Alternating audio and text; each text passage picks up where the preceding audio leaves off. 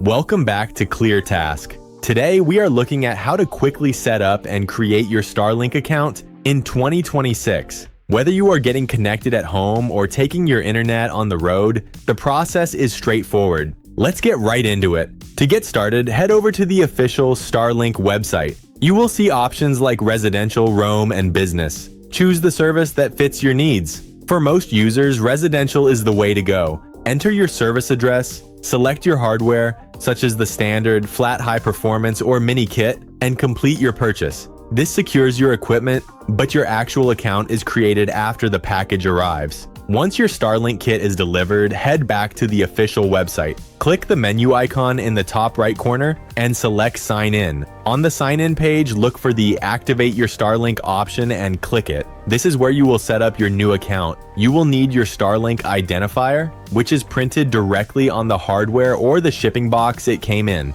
Enter that serial number along with your preferred email address. Finally, click on the New Account button. From there, you will be prompted to set your password and finalize your details. And that is all there is to it. If this guide helped you get connected, be sure to like the video and subscribe to ClearTask for more straightforward tech tutorials. Thanks for watching.